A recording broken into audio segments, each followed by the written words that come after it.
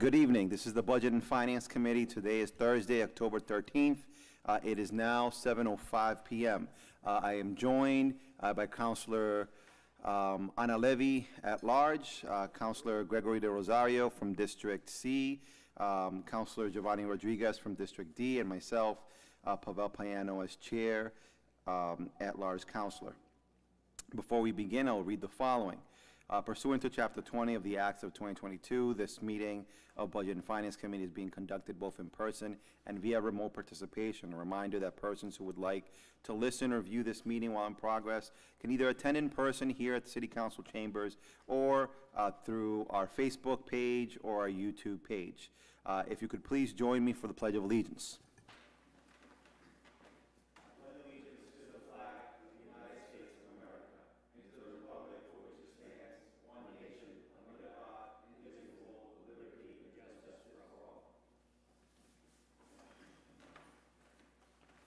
Councilors, we have a few minutes, hoping we might be able to get through.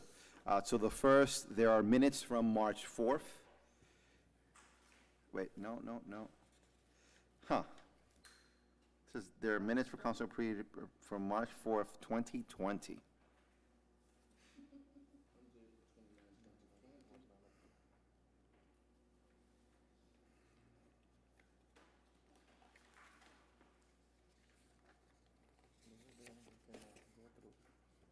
Hold on, there's at least one is from 2022. So I call your attention to the minutes from Wednesday, August 24th, 2022. All of us were present at that meeting. Is there a motion to approve the minutes of August 24th, 2022? Motion's been made, it's been seconded. All those in favor, please signify by saying aye. Aye, the ayes have it. All right, so we've taken care of that. We will leave these 2 minutes for our next meeting, so we can just reconnect with Teresa just to make sure that this is correct. Moving on to our first item, item 338-22, Water and Sewer Rate Adjustment, and we have with us the Acting Water and Sewer Commissioner, William Hale. Mr. Hale, if you could please come to the podium. If you can just state your name and address for the record. And lead us through this point. Sure. William Hale, 7 Agnes Terrace, Methuen, Mass. Good evening, councilors. Yep, sure. Good evening, councilors. Good evening, Chair. So tonight I'm going to be presenting a rate increase that we need to do for the water and sewer rates in the city of Lawrence. Currently, we haven't increased the rate since 2008. It was passed for a 2-year, it was semi-annual in 2008 and 2009, so the last increase was July 1st of 2009, and that was where the rate that we were at currently was $3.35 per 100 cubic feet for sewer, I'm sorry, and then $3.10 per 100 cubic feet for water. So after 13 years, we've come to a point where we need to increase them. We were supposed to do it years ago, but it's just been getting put off and put off. In the meantime, the good news is that we were able to do $105 million worth of work. So we made significant progress in the water distribution system and the sewer system. So I think that's very important that we were able to do it without those increases. But now, as you know, chemical costs have skyrocketed for the treatment plant, material costs, everything has gone up, and our debt service is getting higher for the loans that we've taken to pay for that infrastructure improvements. So we definitely need to move forward with the rates I presented to you tonight. I did provide like a slideshow that I printed out for everybody that kind of just gives an overview of all the work that we've been able to do. Mr. Hale, could you pass that slideshow to us, and Pat, maybe you can get some copies for us four?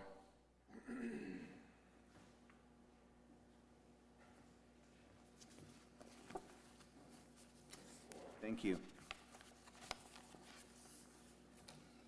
Yeah, so basically tonight, I don't know if you have the rates in front of you as well.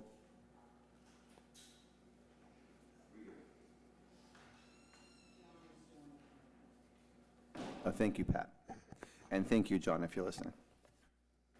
So currently, our combined rate is $6.45 per 100 cubic feet. We're gonna be going up to $7.84 over the 2-year period. So we have a difference of $1.39 per 100 cubic feet.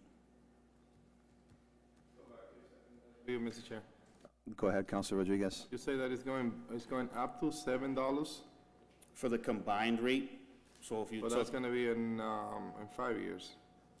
over 2 years, it's gonna be semi-annually for 2 years. So every 7%. 7% annual. So the first year is 7%. For the first semi-annual increase, year 1, it's 7 and 7, and then it drops to 3 and 3 for the second year. But because the rates are so low, it's not a significant increase. We're still far below other communities in the area. But we were able to do such a substantial amount of work, so it's pretty impressive for what we've been able to accomplish. Thank you, Mr. Hill. And it could be that your PowerPoint presentation has some of these information. Before we break to, yeah, we're waiting for that PowerPoint. Before we sort of break for questionings and as we wait for the PowerPoint to come through, can you just talk to us about the why? So so I know that you mentioned, I don't know if you mentioned it here, but you mentioned over the phone that we haven't done any increases in 9. It's sort of been, the buck has been pushed every year, and now we're at a space where we have to. So talk about the have to.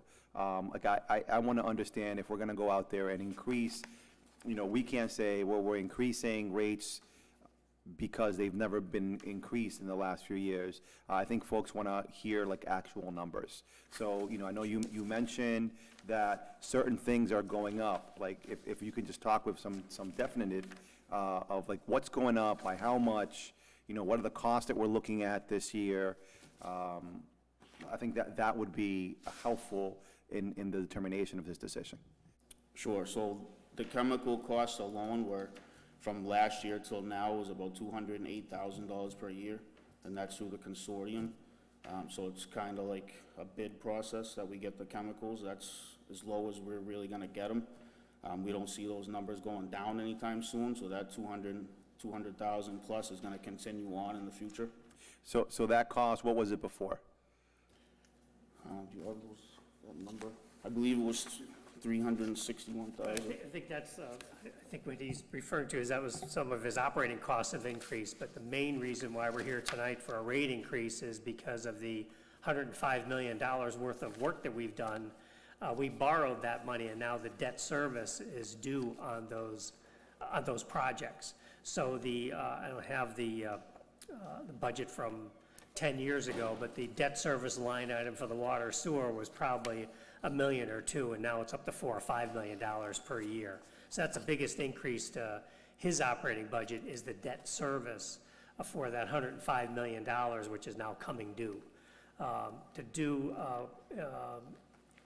When we passed those projects back in 2000, I think the first project was in 2011 or 12 when I first arrived here, and we did I believe it was a $28 or $26 million water project, and there was we had retained earnings in the water department at the time, but if we used the retained earnings to do that one project, all the money would be gone, and we would have only gotten $16 or $26 million worth of work done.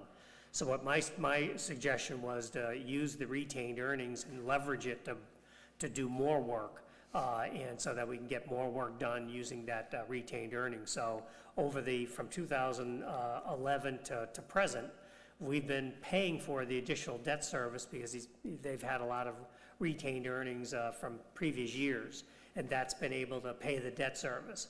But now that retained earnings is kind of gone because our debt service has increased so much that they really need to have a rating increase to pay the remaining debt service on the bonds.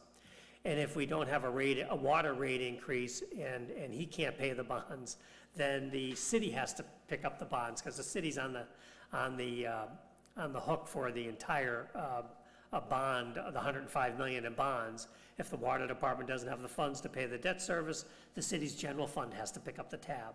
So obviously, we don't want to hit the taxpayers up for it. We'd rather have the ratepayers or the users of the water sewer pay for their fair share of those projects. So that's the, and again, I don't have his budget from a few years ago, but if you had the budget from a few years ago, compared it to the FY23 budget, the debt service line item has been increasing each year as these projects are being done. We're borrowing funds, and now the debt service is due. So they will increase, his debt service will increase over the next few years. And that's mainly why we need this rate increase. Sorry, Bill. Thank you, Mark. Mr. Hale, so all of us have that PowerPoint. Is there anything that you want us to focus on the PowerPoint? Yeah, one thing in particular, so in 2015, I believe we had the dissent decree from the U.S. Department of Justice, because there was a lot of sewer going into the rivers in the city. So we were under a mandate to get that done, so that's part of that $105 million that Mark was talking about. So that we were under a constraint, we had to get that done. And as it stands now, it looks like we are about 122,000 gallons per day, less than where we were when we first started that project. So we've CCTV'd like pretty much the entire sewer system, and we just have we're identifying a few more illicit connections, and we should be able to reduce that further. So I believe the dissent decree will be done within 1 to 2 years. Is that correct? If you can state your name, address for the record. My name is Jim Ravad, and I'm with consulting firm Woodard & Curran. So we've been providing engineering services to the city for the water and the wastewater system since 2000. I've been working on the systems since 2008, 2009. And what Mr. Hale was talking about is, it was about 8 years ago, the city entered into a consent decree because they had not been maintaining the sewer system. And that consent decree required that the city inspect every single one of your sewer lines. And if we found any defects, failures, we had to repair them, which unfortunately the city hadn't really done any work on the sewer system, but as a result of that, the sewer system is in so much better condition now. When we first started working on that, there were sewer backups constantly. Every time there was a heavy rain, people would be calling because the sewers were backed up in the street, into their homes. I don't know when the last time we had a sewer backup at all. It's very rare now that they have a backup in the sewer system. So they're under a consent decree. We oversee the work. Every 6 months, we have to submit a report to the EPA that basically demonstrates that the city is committed to continuing to make those repairs. Where we've inspected almost the entire sewer system now. We've got one more year to inspect the rest of the system. We'll find defects, we just always do, make the repairs, and then we're going to be talking to the EPA about having them lift the consent decree. And I think the city is in a very good position to have that happen, because the city they've cooperated with EPA for it's over 8 years now, and made tremendous improvements into the sewer collection system. What Mr. Hale was talking about was we have found through those inspections what's called illicit discharges into either the Spigot River or the Merrimack River, where over the years, homes and businesses' sewer system was connected to drains that went directly into the river. So basically, wastewater was being discharged directly into the river. We found a number of those, identified the properties, the homeowners of the businesses made the repairs and changed that connection from the drain where it shouldn't have been connected to the sewer system. So now that sewage does not go into go into either it was mostly the Merrimack or the Spigot River. So again, there's just been tremendous improvements, and it has not gone unnoticed at a national level with the EPA. So we've made really incredible progress with that. Before that, the other issue, some of you I'm sure will remember, with the water system. I can remember when I first started working with the city, every time there was a fire in the city, you'd read the article in the newspaper, and it always mentioned that there wasn't enough water coming out of the hydrants for the fire department to fight the fires. And we've made tremendous improvements there, cleaning out the water mains. There's some photographs in the PowerPoint presentation of the condition of the water mains. It's called tuberculation. It's rust that builds up on the inside of the pipe, and it restricts the flow of water. So we've cleaned a lot of the pipes, replaced a lot of the pipes, and now when there is a fire, I don't read in the newspaper that there was a problem with the fire department getting water. So we've improved the fire flow throughout the whole city.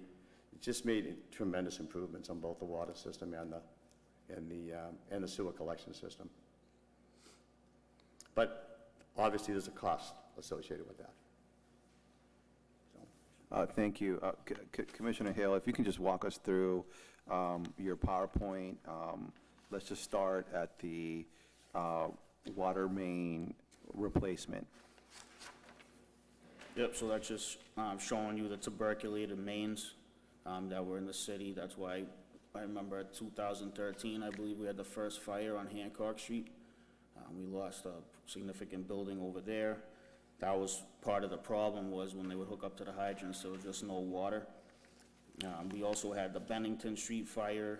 There was no water. The Newton Street fire, that's all part of the tuberculation in those pipes. So if you see on the next page, for the water, after the mains were replaced, you're gonna go from, under 450 gallons a minute to 3,850 gallons a minute. So it's a significant increase in pressure here. So, and then the Hennessy School, or the Hancock Street one, was less than 250. Those don't even read on the gauge that we have. So it basically just trickles out. So now you see it's 5,000 gallons a minute. Great. So we'll move on to the next page. Yep, so far, we have 151 miles of water main in the city, and we've completed 13 miles of new main, which only equates to 9% of the system, but we've done a lot of the main drags, so if there is a fire, the fire department has an opportunity to grab on one of the main transmission lines that's further out, and they're color-coded accordingly. 30 out of the 3,750 valves we have, we replaced 855 of those. The number of hydrants in the city, it's a little over 1,200. We've done 121 in these projects, but we've also done over 100 in-house. We do a lot of them in-house. We do maybe like at least one a week per year, so. I'll go to the next slide for the lead service replacements. So originally, we identified 116. We replaced 112. Those were all done by the city crew when I was in my former position as the construction supervisor. We did the 112 in-house, so we didn't have to contract those out. As of now, we only have 4 remaining in the city, so we're trying to just get those done so we have no more lead in the system. Where are they? I can get you that list. I know there's 2 on Essex Street in Tower Hill. They're residential homes. We just been having a hard time getting in. The homeowner doesn't want it replaced for some reason, so we'll be sending them letters at some point. And that all equates also to, in 2017, that we had high lead levels in the sampling. So a lot of these older homes have, lead solder in the joints and the plumbing. So we got those hits, so we were required to use zinc orthophosphate. That's another chemical from the treatment plant that coats the lining, and it makes a lining in the pipe. It goes into the homes, so it doesn't leach lead.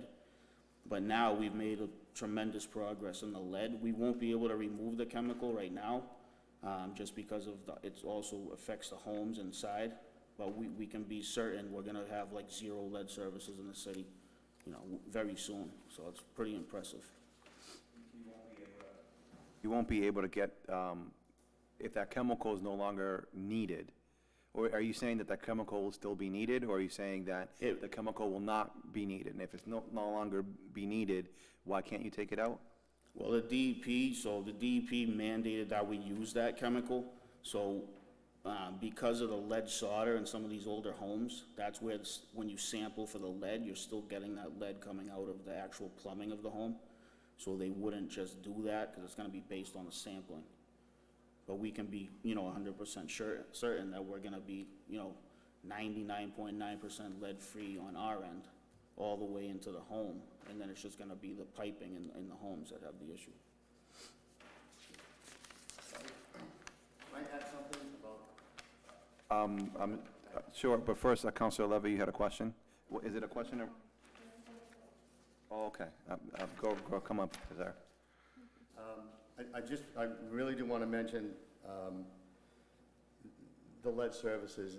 I work with a number of communities in the Merrimack Valley and throughout the state, and Lawrence is by far, nobody is close to Lawrence with removing their lead services. Most communities haven't even identified all their lead services yet. Some communities have hundreds, maybe 1,000 lead services. And actually, Mr. Hale took that initiative on. We helped identify all the lead services, and over, 8 years maybe? 5 years, he's replaced almost every single one of them. That's, I just can't say enough about that. There's no communities even close to that. Yeah, like I said, some have 1,000, 2,000, and a lot of communities don't even know where all the lead services are. What Lawrence knew exactly where they were, and they've replaced almost every single one of them. It's really a tribute to the water department. And I'll just follow up with that. The reason why we knew where most of them were is because in 2010 or 9, we did the meter replacement project, so when we went to do the meters, they would verify whether it was lead or copper at that time, so. Just, Councilor Levy, you have a question? No. Okay, thank you. Yeah, I mean, I think all of us have questions. So we're going to wait until the end of your PowerPoint, and Sure. then, All right, the next graph is just the sewer system in general, so it shows, you know, we have a very small area of separated stormwater that's just strictly drains. Most of the systems combined. It shows you the GLSD interceptors. That's one of our biggest expenses in the budget. We're paying close to $7 million to treat our sewage at GLSD. what are the interceptors? Can you explain what they are? Yeah, those are just, our main lines run into the interceptors, and they transport the sewage to the Greater Lawrence Sanitary District in North Andover. So it's just a bigger line that grabs everything from Lawrence.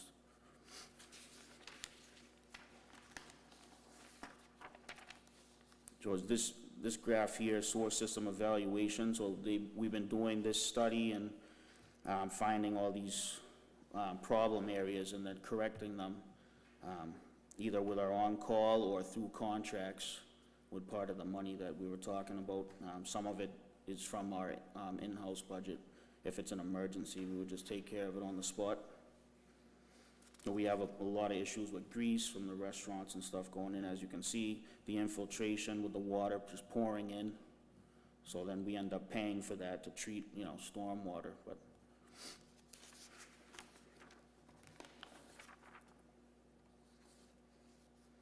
so if you see the sewer system evaluation phases 1 through 8, that just gives you a breakdown of everything that's been going on in that project. Sir, help us make sense of it. Yep.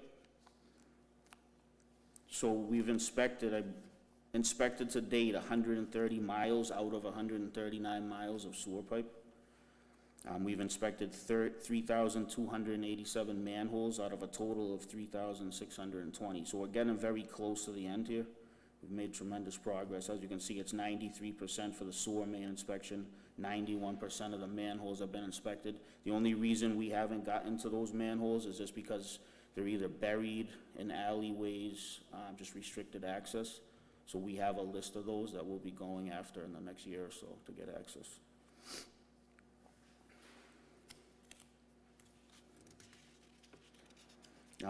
So I believe that's what, as you see, Phase 9 here in the red, that's the 9 miles left and 320 manholes.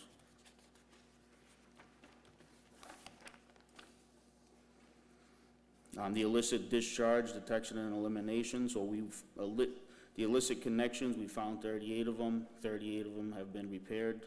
They're now onto the sewage system where they belong. And that just gives you the gallons per day that, you know, where that sewage was going. This is a combination of the illicit discharges. Let's take a look at this.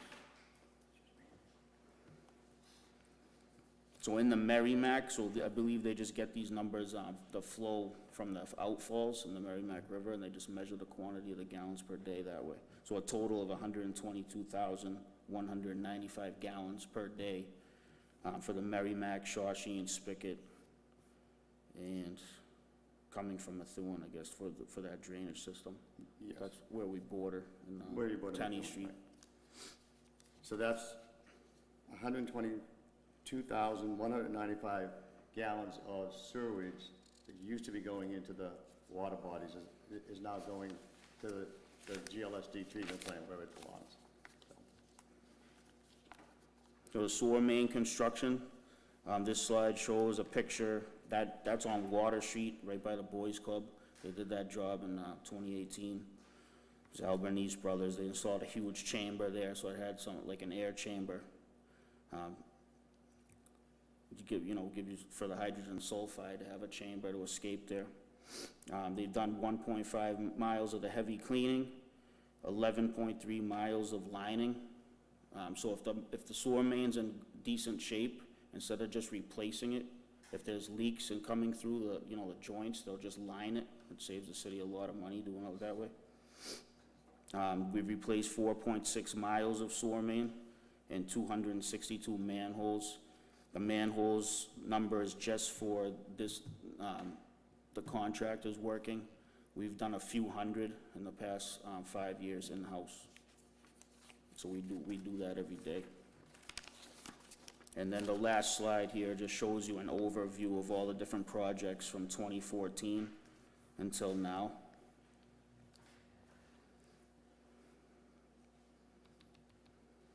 And that wraps the slideshow up, so if you have any questions. So Commissioner Hale, before we break for questions, is there anything else you'd like to share?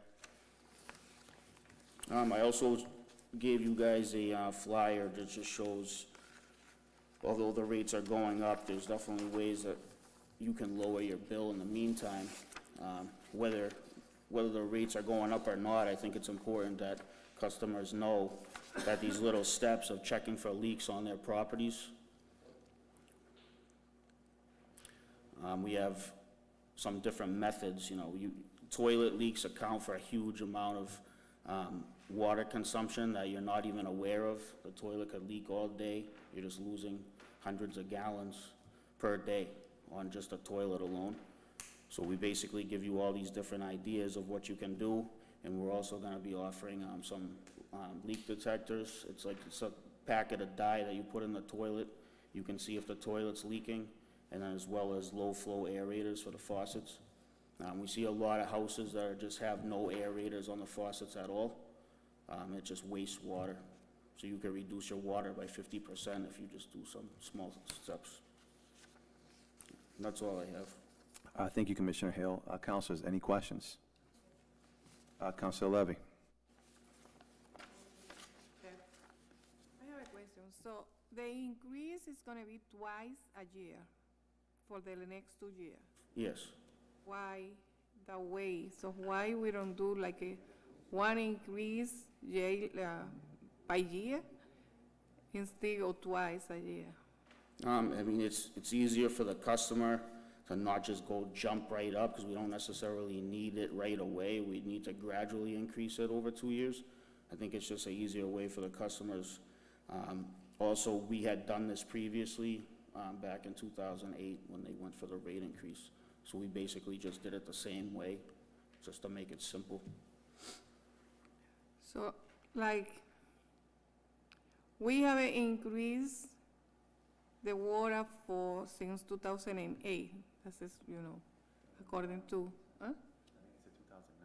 2008. It was voted on for '08 and '09, so July 1st, I believe, of '09 was the last increase. But I'm gonna put like some sample right now. So 2000, see, we haven't increased the water since that time. Why you can see an increase practically every 3 months when you got your bill. So I was paying 100 and something. I'm paying like almost $600 right now. And if there is no increase, why I can see that difference in my bill? It should be something, right, like since 2008 to now, almost Yeah, similar. so, to answer your question, so we have very accurate water meters, so when we did the meter replacement project, you went from like, the old brass meter to a new style meter that accounts for a very small amount of water going through it. So that, to my point, if you have a leak, that meter's gonna pick that up because it detects such a low flow. So if your toilet's running or there's something in your house that you don't know about, the meter just continues to go because it picks up those low flows.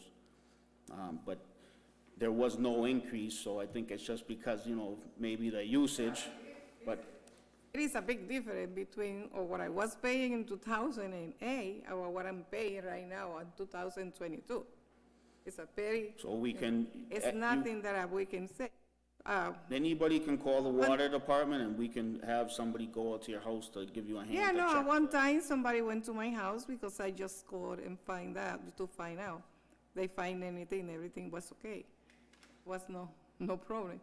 That's, for me, the water was increasing every year.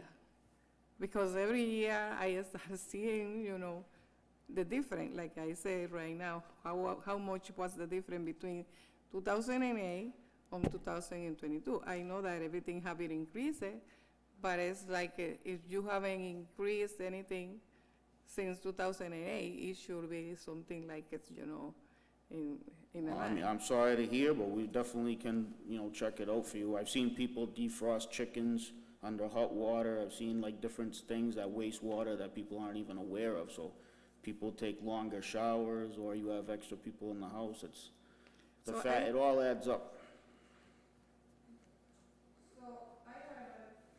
I have another question, Mr. Chair. Go ahead, Councilor Levy.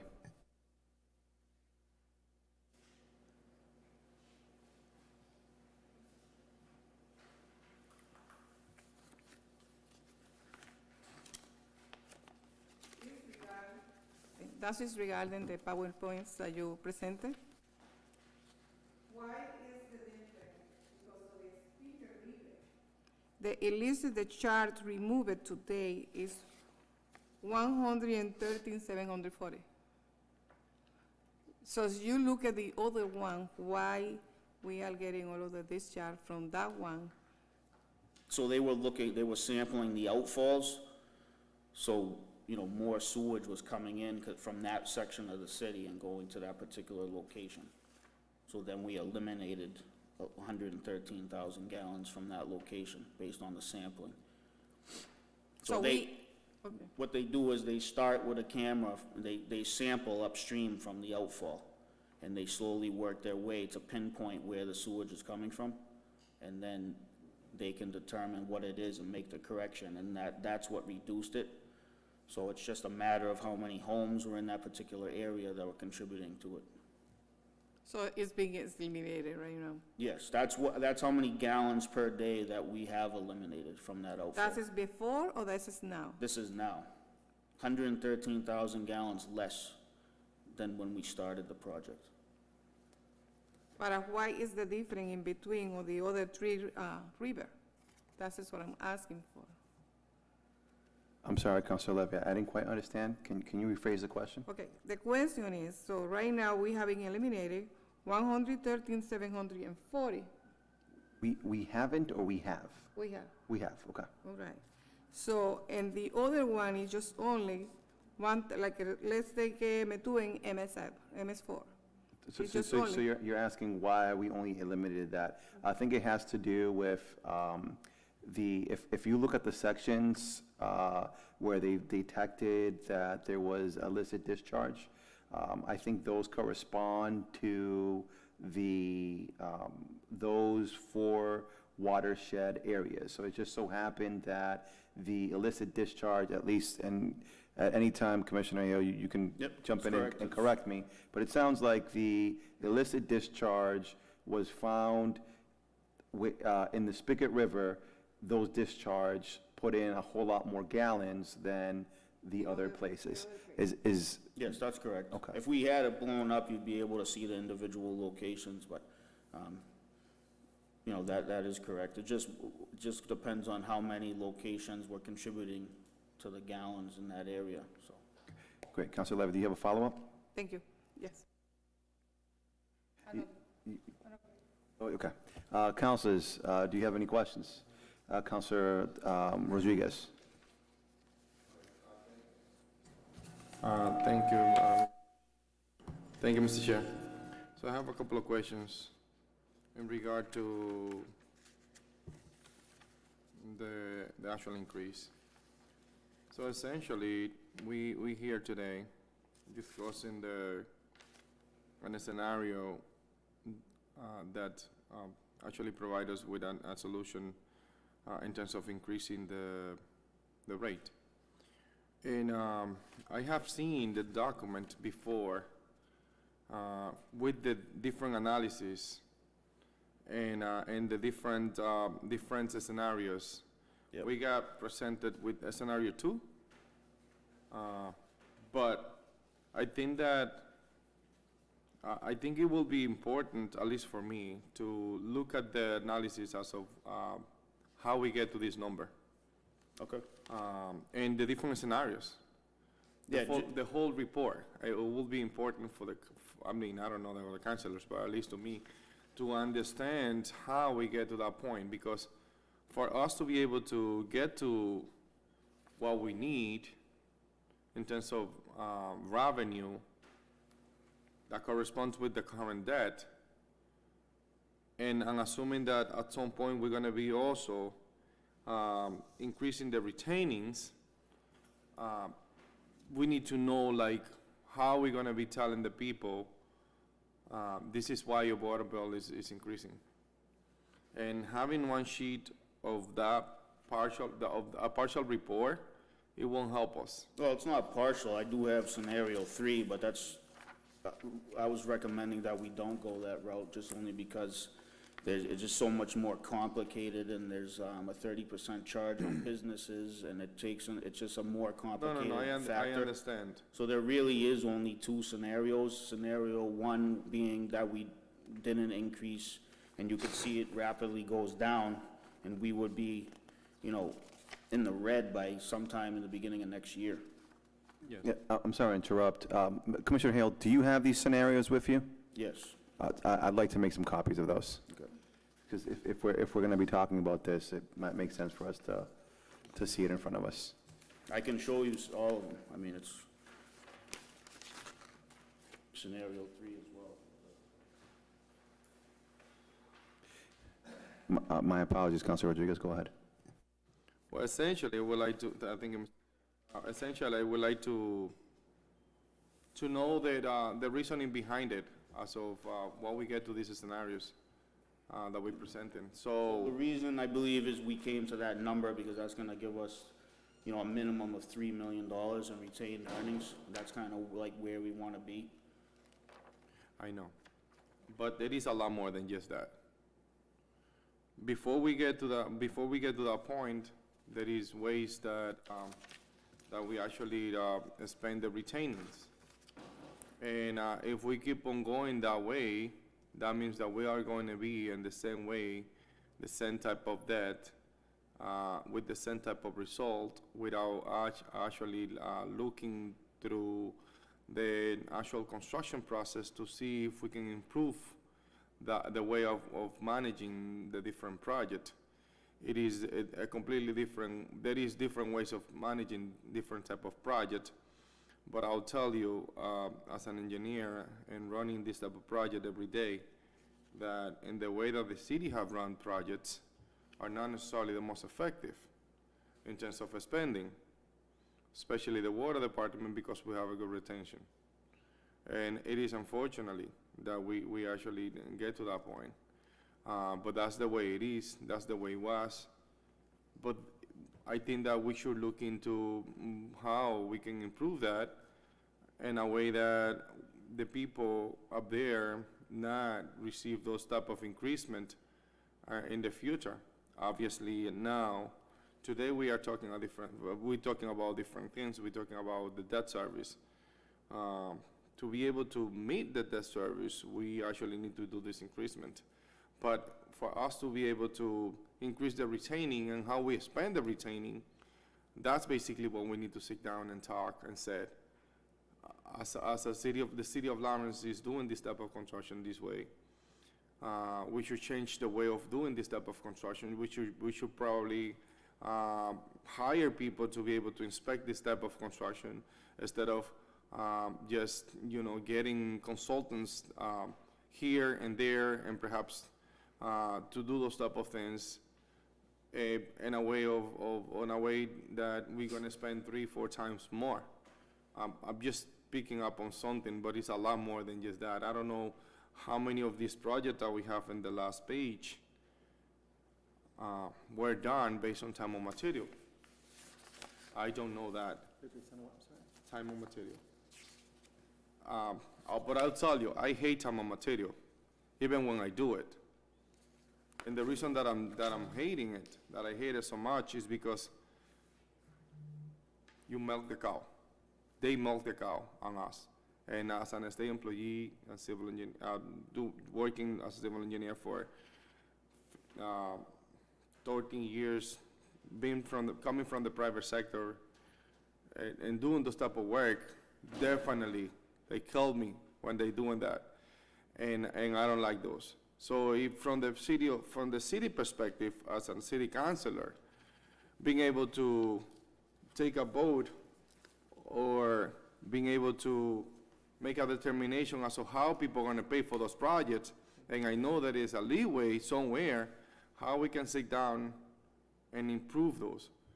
How many of those projects, instead of doing it as based on time and material, we can do a bid process? How many of those projects we can visualize and say, you know what, that probably can become an emergency at some point.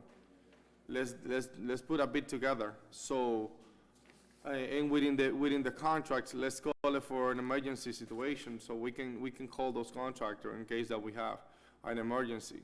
So we And do. be able to sit down and analyze those. At that point, obviously today, we are not necessarily looking for the increasement of the retainings. We are looking to do the debt service, which is basically we are on debt. Now we need to pay for that debt. But at some point, we're gonna have to go back to do the projects that we need to do and continue borrowing money. But how we gonna improve the way of getting those construction done in a way that is more effective and cheap, not cheap, but I mean, cost effective. Yeah, Cost effective to the city of Lawrence. Yeah, we're definitely gonna prioritize. We do have a couple projects that we went out for a performance evaluation. They rank them. We won't be doing as many as we have in the past, but we're gonna be doing the high priority ones, especially the sewer system that needs work. And then we have some other areas with water main that just have, in Tower Hill, especially there's tuberculated mains up there. So we're definitely gonna, bring it back a little bit, but we definitely have to do the high priority, projects. So I understand what you're saying. And what I'm saying is not to do the project. We should do it, by all means. But we should, as a city of Lawrence, we should develop together with this discussion. Because essentially what we're saying, taxpayer, pay this amount, and then all of a sudden, boom, we're not involved to any of the process on the spending. But yes, we are involved on that actual, hey, get the money. Get the money up there to the city, and that way we can get this project done. It is important to see how we can improve and have more cost effective on those projects. And by all means, we should do it. But I'm not saying let's do it. What I'm saying is let's just prioritize and the different ways of doing it. And analyze how we can, in a cost effective way, do this type of project. I don't, to be honest with you, looking at the work that you guys done, it is a massive amount of work. But from my perspective, it's like it's $105 million worth of project. How we spend that money, I don't know, to be honest with you.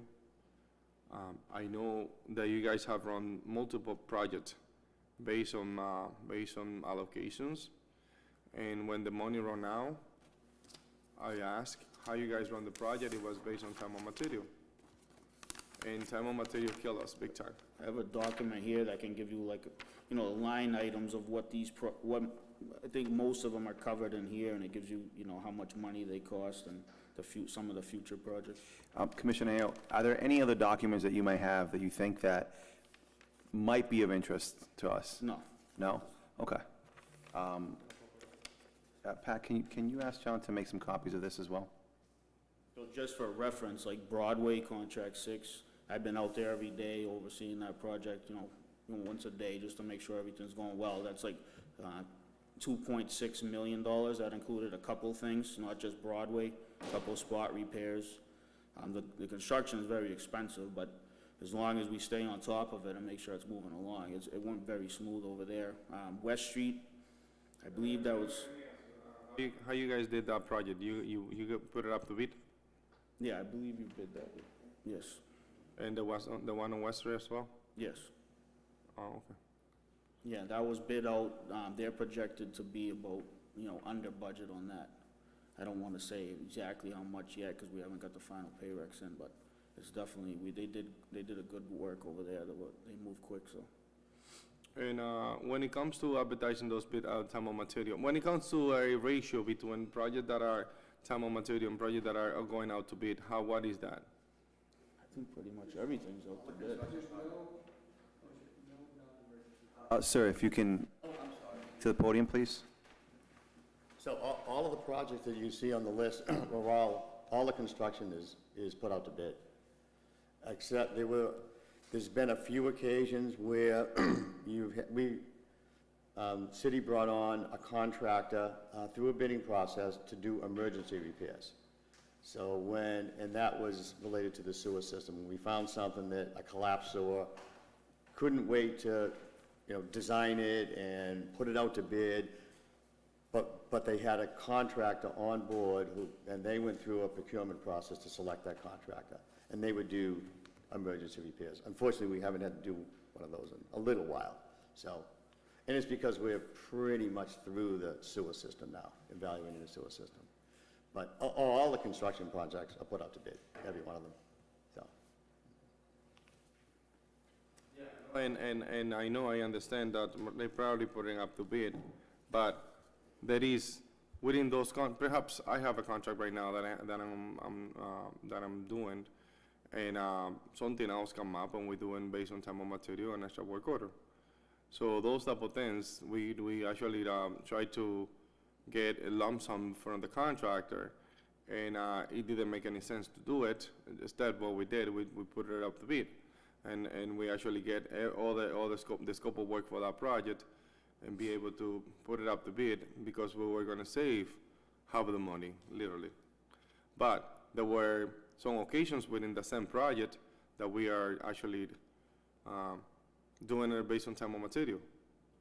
When we do when you do time and material, it's like you need to be up there babysitting, because people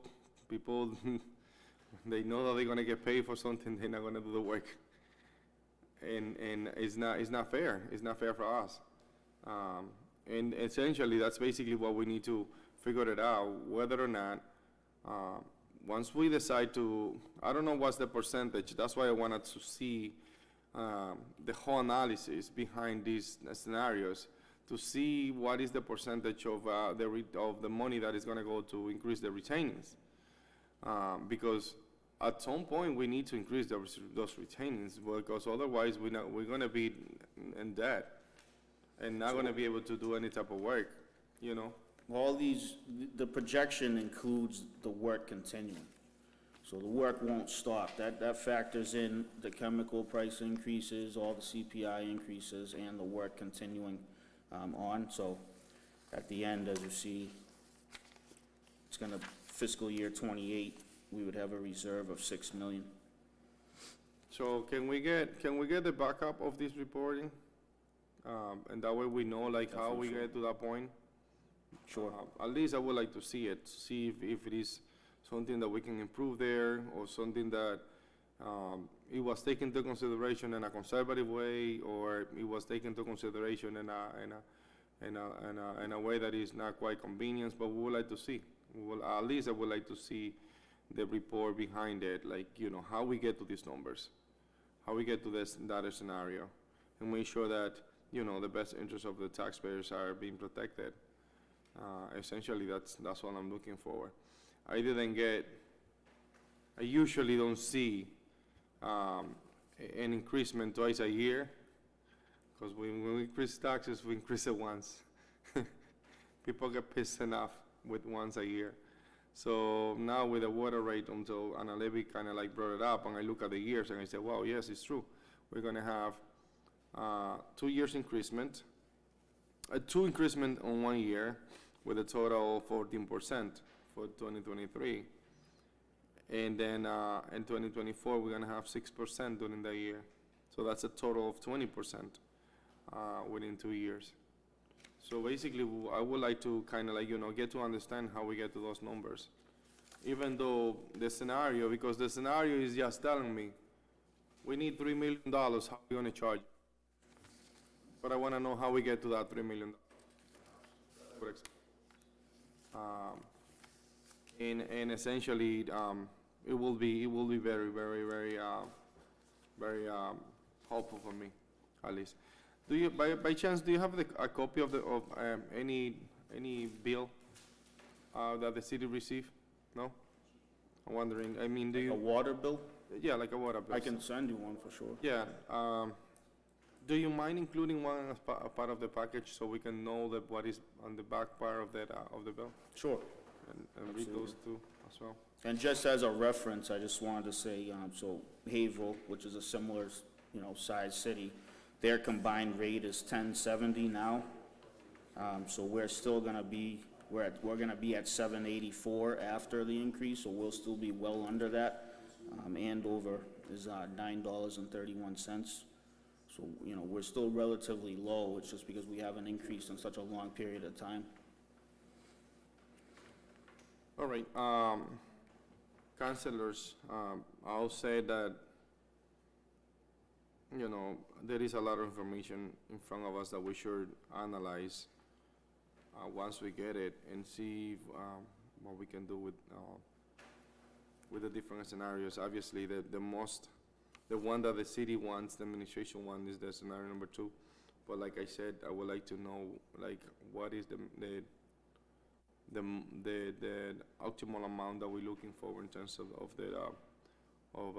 to cover the debt service, and to actually increasing the retainings for us to be able to keep on maintaining the system. By the way, let me ask you, and that's probably more to Anelo. All the employees coming out of the water departments, they get paid through the retainings? They get paid out of the water department. All the operations of the water department are paid for by water rates. The retained earnings is just, if we have a profit at the end of the year, revenues exceed expenditures, that's basically what the retained earnings are. And it's a cumulative impact over the last several years. And like I said, we've used that retained earnings now for the last 5 years, because the the debt service has increased in their budget and we haven't gone up with a rate increase. We've used the retained earnings. They were high at 19 million at one point. We've paid that debt service down, and now we're kind of running out of retained earnings, so that's why we need the rate increase. What is the retaining right now? I have that number, it's a little over $1 million, I can give you exact amounts.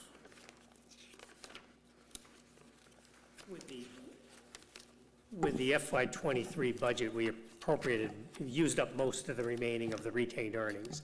At the end of FY '22, which just ended, we'll get a certification from the state if we have a new retained earnings number in another month or so. Can we get the forecast for the last 10 years as of how we use the retainings? And a forecast, you know, whatever we spent. So we And whatever currently we have have to do. $1,012,790.38. And that was like 5 years, we used to have like 19 million. I have the history of the retained earnings here. So just for example, in 2010, we had 3.8 million in retained earnings.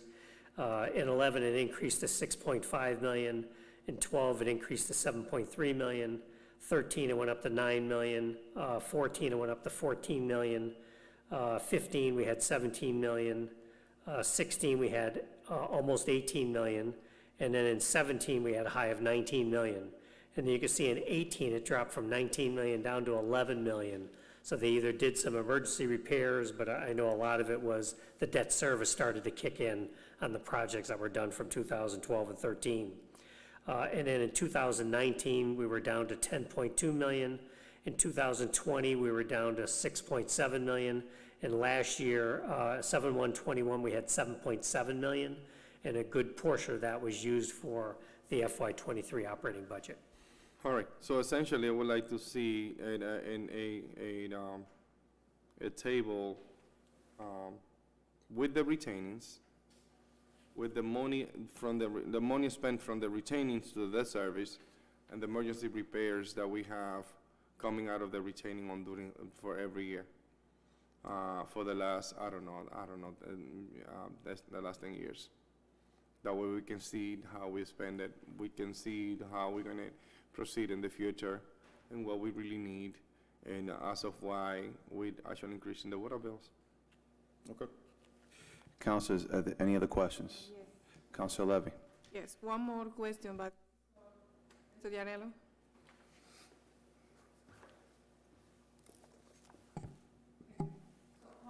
Did you say that I was certified as a July 1st, 2022 on the retainer? The last certification of retained earnings was as of 7/1/21, and that was 7.7 million.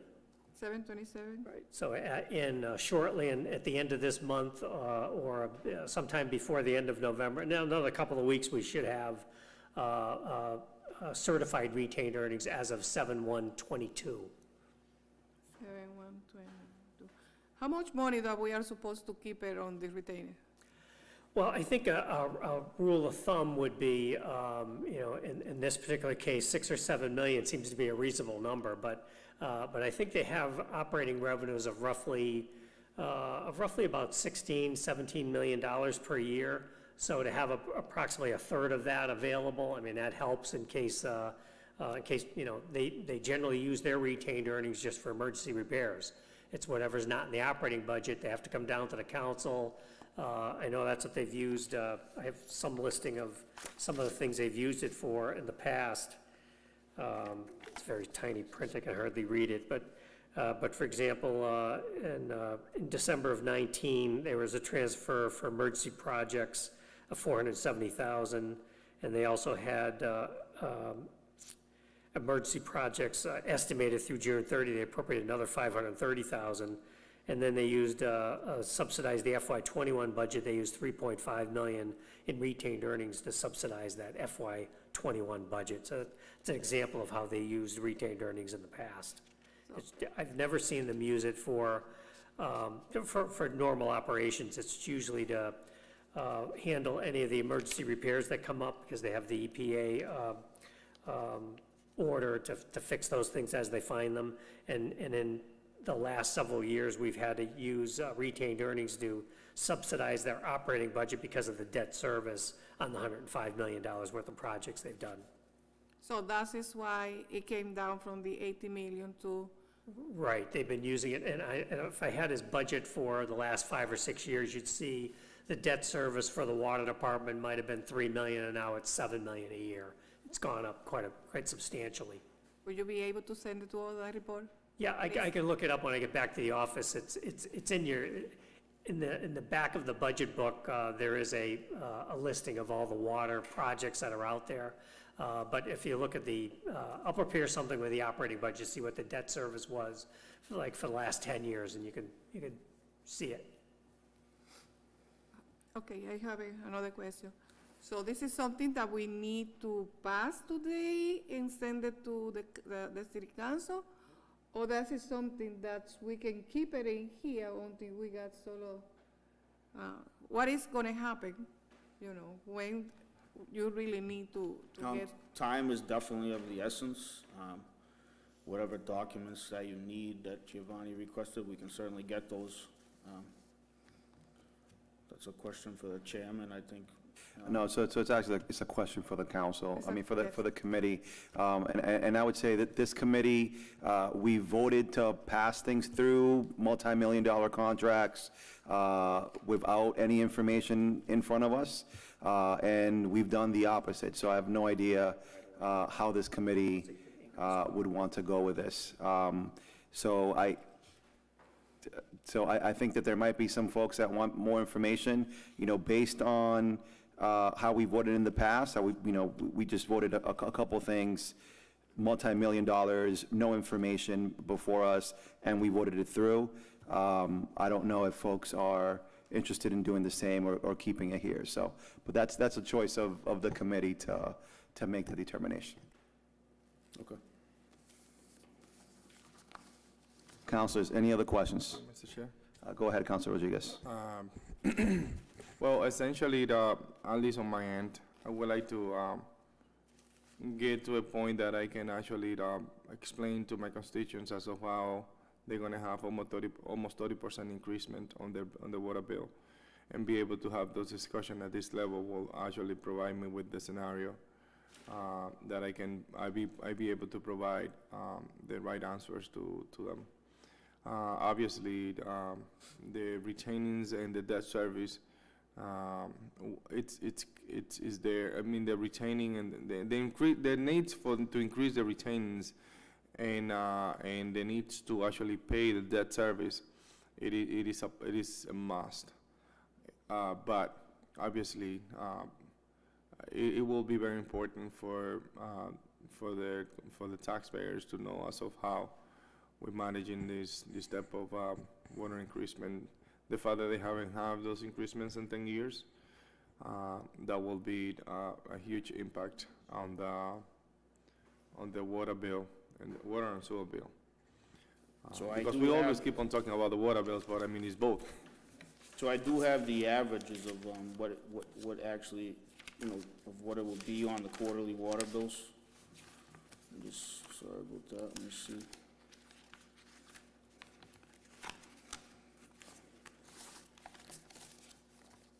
So in year one, single-family residents would see a $24 increase on their quarterly bill. A three-family, it would be $70. Can you pass that information?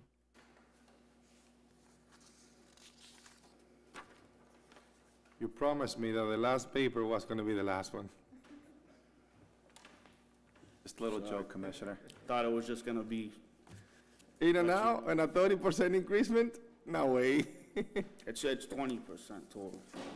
For years, because you're gonna keep on increasing eventually. When we get there, we'll have to look at it, but Yeah. Councilor Rodriguez, do you have other questions, or are you waiting? No, essentially, councilors, that's, at least on my end, that's how we're gonna, I would like to analyze this issue. I've been discussing this for quite some time now.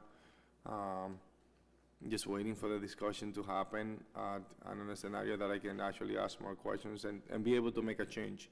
If it is any change that I can make, it will be around this boat. Otherwise, it's not gonna happen. I mean, that's the reality. I'm being here. I'm one of the seniors, unfortunately, on this council, and I know that things change when we take a boat.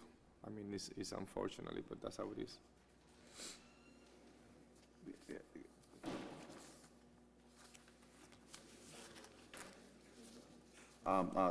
Counselor, since you have no further questions, I know you might not have this information before you, but I am interested in understanding why scenario 3 isn't chosen. I know you said that, like, it's too complicated.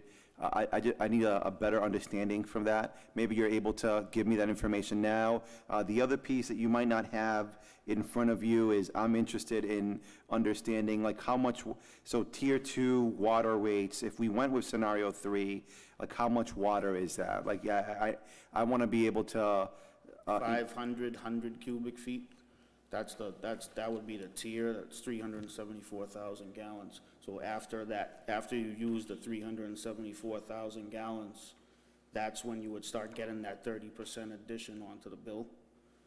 It's just a matter of, we can revisit this. I just think that without having the amount of time to look into it and see who exactly it's gonna affect, that's where I stand with that. so for, what is the average amount of gallon that a home, a residential home uses? The usage, so can you help me with this? I believe it's like 30 to 60 on the usage. 1,000 gallons? No, 100 cubic feet, like the billing units. Okay. And based on dollars, can you translate? Yes, thank you. Yeah, so every 100 cubic feet is 748 gallons. Okay. So if you times that by 30, whatever. Luckily, our phones have calculators, so say it again, so I'm timing what by 30? So 748 gallons times the 30. So 7 times 748. So a regular home uses around 22,000 gallons. And what you're saying is that there'd be a 30% increase for people that use, how many again? 500 500,000. cubic feet.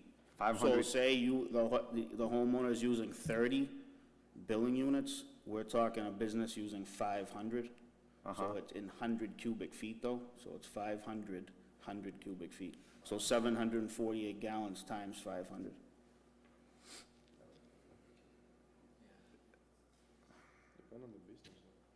Okay. So I mean, I think it'd be interesting to understand, like, how many gallons folks are using. I think it sounds like what you're saying, a regular home is around 22,000. I don't know. It sounds like for tier 2 is anyone making over, using over 374,000, gallons, which sounds like a lot. Yeah, it is a lot, and So if I go to Haverhill and I go to Andover and I'm paying $9 something, $9 and something per gallon, it might make sense that these individuals that are using that much, that's a lot of water, that they're paying more for it, because they're using it more than the rest of us. But that's just my own sentiment. I think that it would be, whether it's at the next full council or at the next meeting here, it would be good to sort of explain the logic behind choosing 2 instead of 3, and what that means. yeah, just a brief thing I can tell you, we're at a point now, like, we need to get this done, and I was gonna be doing a citywide meter audit, so we can see exactly if the meters are reading accurate. So they, they'll come in, they'll see if it's reading from the signal at the towers back to Munis, and make sure all that billing data is accurate. Because to go out and do that and not have the meters accurate or misreading, then it would, be catastrophic for the system, so I wouldn't wanna do that right now. Great. Councilors, is there a motion? Let me ask one more question. Councilor Rodriguez? And just to Mark, based on the numbers that he actually read, and just kind of like, trying to put something together in my mind. When we start increasing those increments year over year, you say that in 2010, we used to have like 3 million? Yeah, in 2011, 2010 is the first year the Water Sewer Enterprise Fund was created, so it's the first year of retained earnings. They had 3.8 million. And it And what was increased to the- 19 million, a high of 19 million in 2017. Okay, and when does the city adopt the new type of meters? The radio? I know it was a system? bond project in 2012, but they probably weren't installed till 2014. 13 or 14, sure. So there is a correlation between having a better collection based on the meters and the amount of money that we actually maintain on the retainings? Yeah, I think the meters, again, from 13 to 14, retained earnings went, in a couple of years since the water meters were changed, the retained earnings increased about 2 million per year, so that's probably attributable to the more accurate reading of the water, and we were able to collect, they were able to collect additional revenues. That was why the retained earnings increased during those years. And I just looked it up. It started in the FY19 budget was the first year they had to use retained earnings to subsidize the operating budget because the debt service started to come due on all these projects. So they were able to keep their revenues, their expenditures, their operating expenditures within the revenues they receive until the FY19 budget was the first time they had to use some of the retained earnings to balance their budget. Let me ask you a quick question before we actually, there is anybody using their own water here in Lawrence? Their own water meter? No, their own water, perhaps if they have any, Have a well. Not that I'm aware of, no, they shut down. The only one that I was aware of was Hafner's on Havel Street there. They had the well in the back, but they shut that down. I don't believe anybody, as I'm aware of. All right, I just wondering. Councilors, is there a motion? Motion to table. There's a motion to table. Is there a second? Second. Motion's been tabled, motion's been made, it's been second. We'll do a roll call vote. Councilor Levy? Yes. Councilor Rosario? No. Councilor Rodriguez? Yes.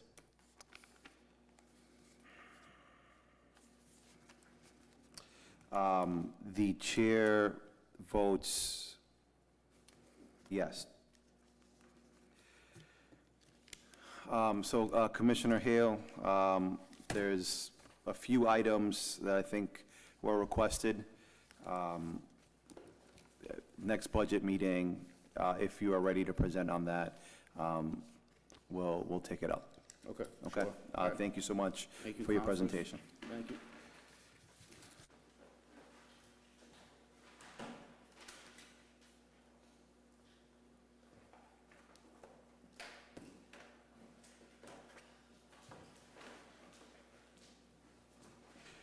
Next item, 347-22, order to expend grant funds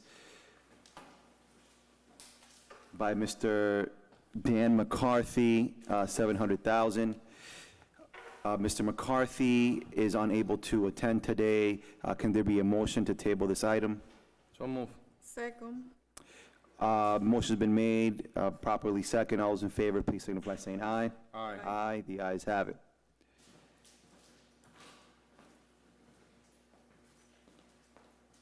Now we move on to item 352-22, additional funds for new police station project. Mr. Ianello?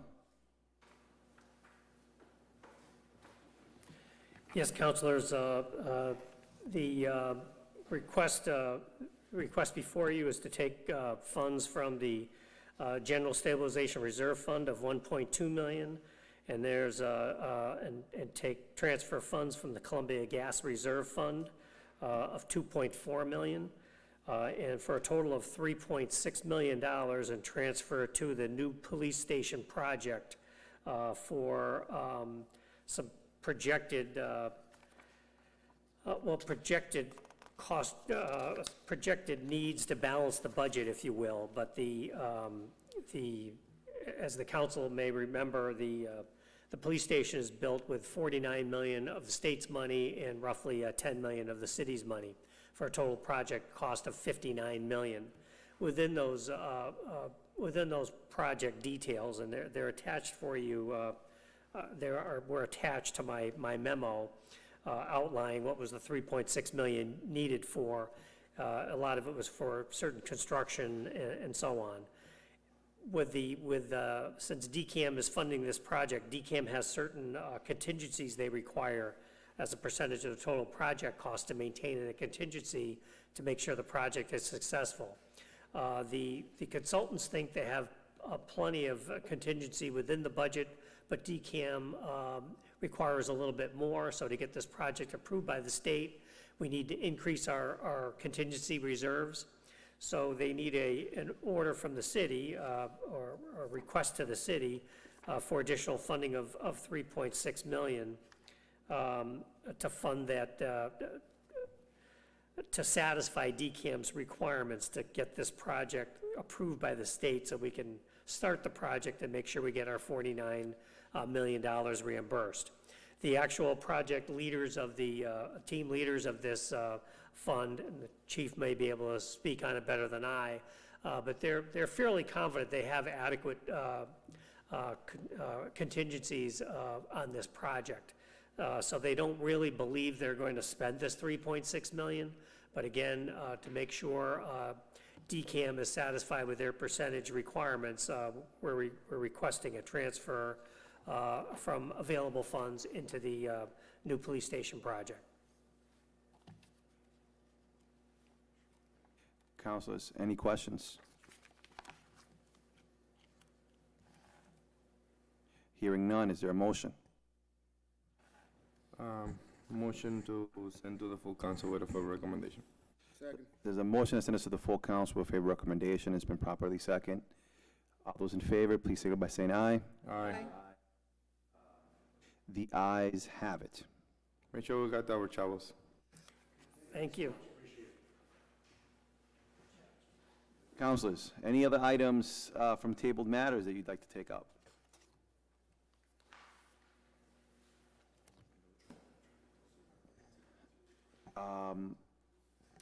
We can send correspondence. Is there a motion to take out item 173-22 out of tabled matters? So move. Is there a second? Made and properly seconded by Councilor Rosario. All those in favor, please signify by saying aye. Aye. The ayes have it. We are now at item 173-22, ARPA funding. Is there a motion to send correspondence to the superintendent's office to invite her and her staff to our next budget and finance meeting to discuss ARPA funding? I would like to do it a little different.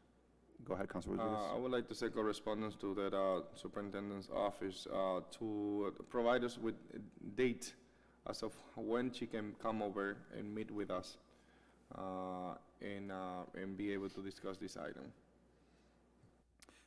There's a motion. Is there a second? Second. Motion's been made in second. All those in favor, please signify by saying aye. Aye. Aye. The ayes have it. Is there a motion to table? So move. Second. A motion's been made in second. All those in favor, please signify by saying aye. Aye. The ayes have it. Is there a motion to take, can I get a motion to take out item 153-22 out of tabled matters? So move. A motion's been made in second. All those in favor, please signify by saying aye. Aye. The ayes have it. Councilors, so I think that issue has been resolved. So can I get a motion to withdraw? Send it to the full council for withdrawal. There's a motion to send this to the full Second. council to withdraw. It's been properly second. All those in favor, please signify by saying aye. Aye. The ayes have it. Councilors, if there is no other item that you would like to discuss, is there? I would like to get 9921. Councilor Rodriguez made a motion to take out item 99-21 from tabled matters. Is there a second? Motion's been properly second. All those in favor, please signify by saying aye. Aye. Aye, the ayes have it. Go ahead, Would like Councilor to, Rodriguez. Send correspondence to the planning department, the McCarthy. To second respondents to the council as of an update on this specific item. There is a motion to send correspondence to Mr. McCarthy to give us an update on this item. Is there a second? A motion's been made in second. All those in favor, please signify by saying aye. Aye. Aye, the ayes have it. An update could be that he can be present next meeting. He probably will be present because there's a $700,000 grant. I mean, I know, but he's gonna be here. So you, Pat, if you can make sure that in the language, there's a request for him to be present, to do the update in public, to do the update, at the committee. Thank you, Pat. Is there a motion to table? So move. Second. All those in favor, please signify by saying aye. Aye. The ayes have it. Can you see this?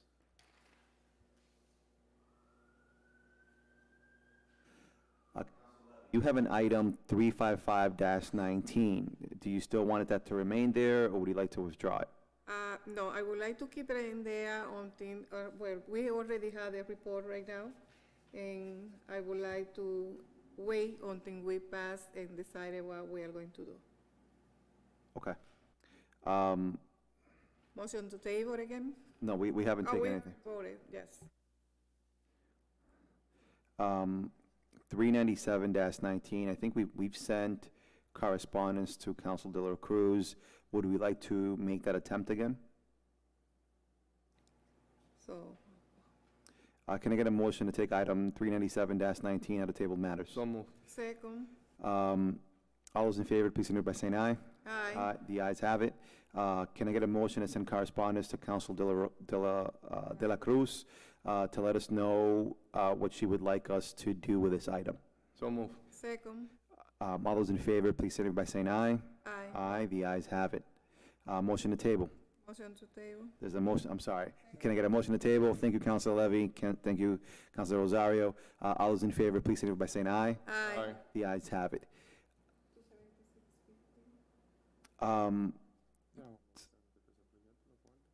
So, make the motion? Okay, I would like to make a motion to take item 276-15 out of the table matters. There's a motion to take Sec- item so moved. 276-15. So moved. It's been seconded by Councilor Levy. All those in favor, please signify by saying aye. Aye. The ayes have it. Councilor Rodriguez? Yes, I would like to get an update from the, what department?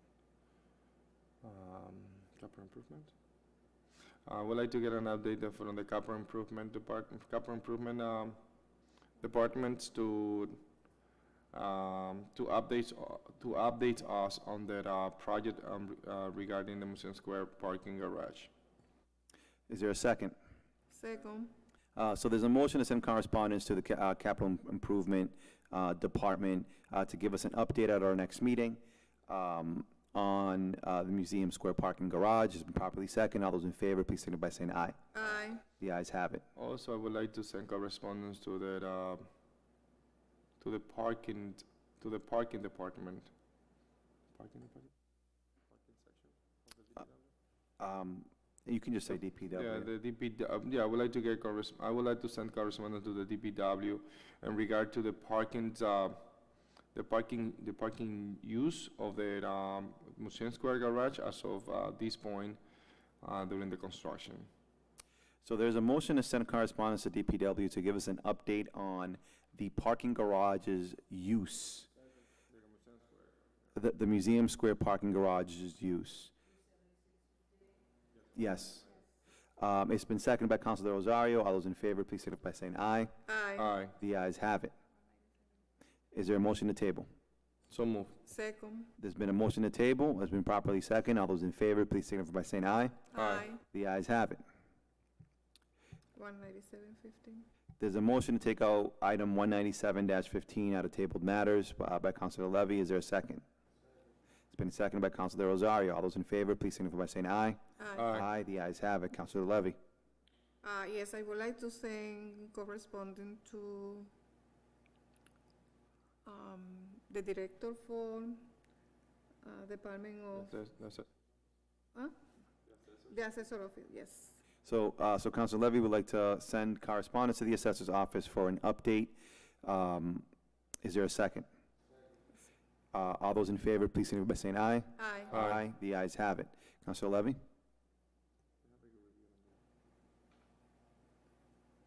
Okay, Council Levy, is there anything else? No. Did we like to table? Yeah, Uh, hold on, before I tell. Council Rodriguez?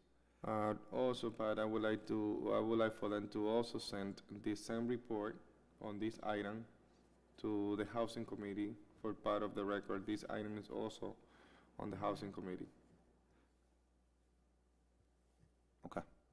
So I mean, so they might as well, they can, just say that to send to the full council, to send to the full council. That way it makes it easier and.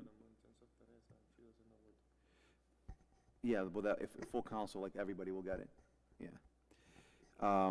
Is there a motion to table? Motion to table? Second. There's been a motion to table, has been second, all those in favor, please signify by saying aye. Aye. The ayes have it.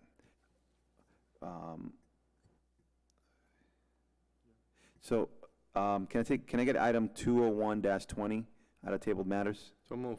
Second? Motion's been made, been properly second. All those in favor, please signify by saying aye. Aye. The ayes have it. So I'm trying to remember the last time that we worked on this item. I think that, wasn't there something that we sent through to, Something that was to the mayor's office. was it the mayor's office, the city attorney's office? The mayor's office to see if they have interest on this item. And I think that the mayor's office said no. We say yes, skip it. Okay. Is there anything that we want to do with this? At some point, I would like to probably keep it here and maybe, no, maybe later on the administration would like to take on, because I mean, I think this is a very important item that we all have talked about. Previous administration, this administration, they probably have the time later on to take on this project. I mean, because it will be in order at some point to have this discussion. I wonder if there's somebody that can give, at some point in the future, a presentation on this,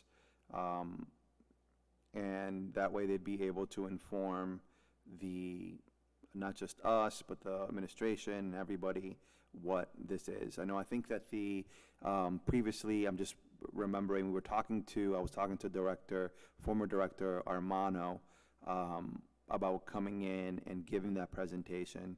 I don't know who we would go to now. So if folks want to keep it here, that's fine. But also there's a point of, if the administration doesn't want to do anything with it, and we don't want to move it forward without their approval, then we might just withdraw it. Yeah, the thing is like, and the way I see it is like, okay, we have these here. These table matter. We can actually have the discussion within the city council, because this is a home rule petition. We having this discussion at the city council and approving this home rule petition, perhaps, or just keeping up with the discussion at any level. At some point, the city council, within their, their responsibility is to take action on it. Or it could be just a matter of understanding that we have an issue, and we keep on seeing it, and we need collaboration from different departments to be able to get this done. By withdrawing it, we just kind of forget about it. But we have an item that we keep on seeing every week. Mr. Chair? Councilor Rodriguez, do you withhold the floor? Councilor Levy? Can we send, we can send correspondence to maybe, to the assessor office and also to the city attorney, just to come to this committee and give it an update on what is being done on this regard, just to have it an update. So, Councilor Levy, it sounds like nothing's being done in that regard, because this current administration isn't interested. So there is nobody that is working on making those changes. So I think that the question would be if there's interest between members of this committee or somebody in the council to push for that into making that change, then that's a whole different other matter. But if folks want to keep in this committee, is there a motion to table? Second. There's been a motion to table, it's been second. All those in favor, please signify by saying aye. Aye, the ayes have it. Councilors, there's no other items that we'd like to take out of table matters. Is there a motion to adjourn? The motion's been made, properly second. All those in favor, please signal by saying aye. Aye, the ayes have it. Good night, everybody. God bless.